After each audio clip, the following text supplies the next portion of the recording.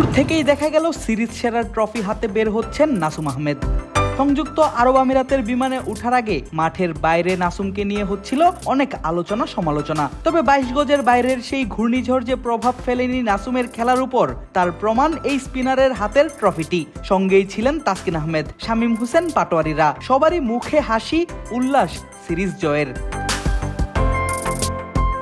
ঠিক বিপরীত চিত্র আফগান ক্রিকেটারদের মাঝে। ম্যাচ হেরে, সিরিজ হেরে এবং হোয়াইট ওয়াশের লজ্জা নিয়ে বের হলেন আফগান অধিনায়ক রশিদ খান।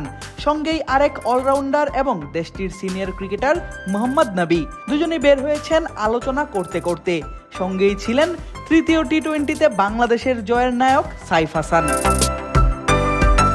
7 ছক্কায় আর 2 চারে সাইফ খেলেছেন দারুণ এক ইনিংস। ব্যাট চালিয়েছেন প্রায় 170 স্ট্রাইক রেটে। নিশ্চিত করেছেন আফগানদের হোয়াইট ওয়াশ। দেখা গেল নিজেদের পছন্দের ফরম্যাটে, নিজেদের হোম গ্রাউন্ডে হোয়াইট ওয়াশ হওয়ায় লজ্জায় হাসি নেই আফগান কোনো ক্রিকেটারের মুখে।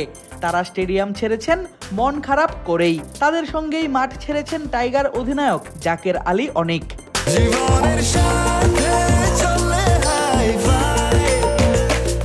স্বাস্থ্যকর অল টাইম হানিকম, সব সময় all time healthy life. Jaker Ali অনেক প্রথমবারের মতো কোনো সিরিজে পালন করেছেন অধিনায়কের দায়িত্ব। আর প্রথম সিরিজেই বাজিমাত এই উইকেট কিপার ব্যাটারের। আফগানিস্তানের মতো টি-20-র ফেভারিট একটি দলকে হারিয়েছেন 3-0 ব্যবধানে। তবুও হাসি নেই জাকেরের মুখে। অধিনায়ক হাসেননি সিরিজ জিতেও। অবশ্য পুরো সিরিজ জুড়ে হাসেনি জাকের আলী অনিকের ব্যাটও। দর্শকরা হয়েছেন কিছুটা হতাশী। মুস্তাফিজুর রহমান প্রথম 2 ম্যাচে দেখিয়েছেন দারুণ বোলিং নৈপুণ্য। বিশেষ করে ডেথ ওভারগুলোতে দিয়েছেন গুরুত্বপূর্ণ ডট বল। তিনিও মাঠ ছাড়লেন আফগান কোচিং স্টাফদের সঙ্গেই। এগিয়েছেন টিম্বাসের দিকে। মুস্তাফিজের পেছনই বের হয়েছেন ওপেনার পারভেজ ইমন।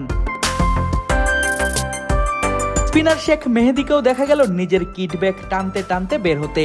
আর তার পেছনেই ছিলেন নুরুল হাসান সোহান। 3 ম্যাচের 3টিতেই সোহান ছিলেন ব্যাট হাতে অপরাজিত। প্রথম 2 ম্যাচে পেয়েছেন গেম চেঞ্জার অফ দ্য ম্যাচের পুরস্কারও। তাই তাকে অভিনন্দন জানাতেই মুখ তুলে দিলেন হাসি। তারপর আবার হেঁটে গেলেন আপন মনে। সবশেষে দেখা গেল বহুল কাঙ্ক্ষিত সেই ট্রফিটি।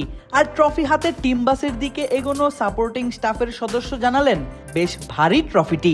কাছে এনে দেখালেন সাংবাদিকদেরও। আফগানদের টি-20তে 3-0 ব্যবধানে হারালেও কাজ শেষ হয়নি টাইগারদের। সামনে আছে আরেকটি চ্যালেঞ্জ। আগামী 8ই অক্টোবর থেকে শুরু হবে 3 ম্যাচের ওডিআই সিরিজ। এবার সবার দৃষ্টি সেদিকেই। টি-20-র মতো ওয়ানডেতেও বাংলাদেশ আফগানদের হারাবে এমন ডমিনেট করেই। এই সিরিজের পর এমনটাই প্রত্যাশা করছেন দর্শকরা। আদিব আশরাফ, ক্রিক ফ্রেন্জি।